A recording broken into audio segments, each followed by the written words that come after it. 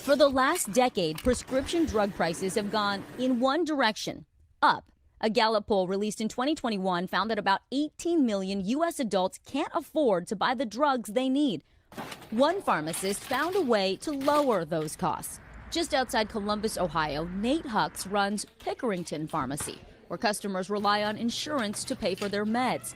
It's a traditional pharmacy. But next door, he opened a second business. So this is Freedom Pharmacy.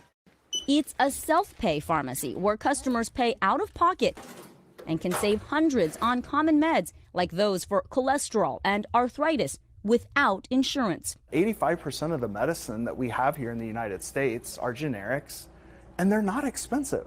For most people, a pharmacy benefit manager negotiates how much you pay at the register and how much the pharmacist gets reimbursed, and that can vary widely. Generic Celebrex, for instance, for one insurance company, it would be a $141 copay for a 90-day supply. Another, it'll come back $10 copay. And you see that every day?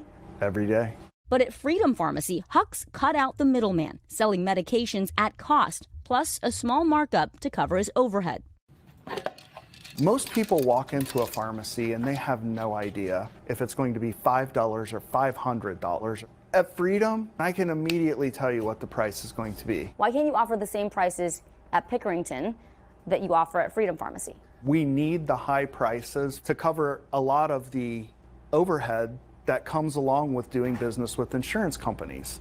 So we have two for you today? Last year, retired nurse Sharon Kitchen saved $500 on her prescriptions by not using her insurance. Thank you very much. Thank you. Shirley Pack cut her costs in half. I thought it was wrong. You thought he undercharged you? Yeah, I thought he was cheating himself.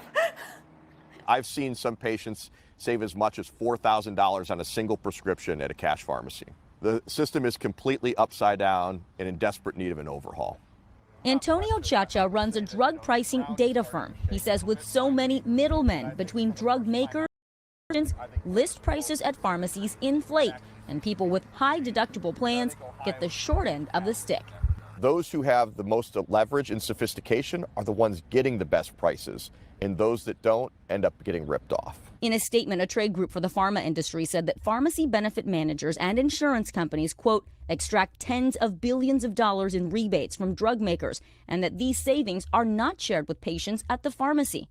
J.C. Scott, who represents pharmacy benefit managers, had a different take. Drug companies alone have the ability to set prices. Everyone's saying someone else is to blame for high drug prices. What is the fix? I think the beginning of the fix is to address the root cause, which is the prices when they are initially set by drug companies. But I will say every stakeholder in the prescription drug supply chain needs to figure out how we can do a better job in serving patients. In the meantime, you need to do the legwork to save money. Experts say don't assume insurance is cheapest. Ask what it would cost out of pocket and see if there's a self-pay pharmacy in your area. Use apps like GoodRx, Blink Health, Single Care, WellRx, and Needy Meds. And always ask the pharmacist, is this the best price for my medicine? Is there a generic or lower cost option?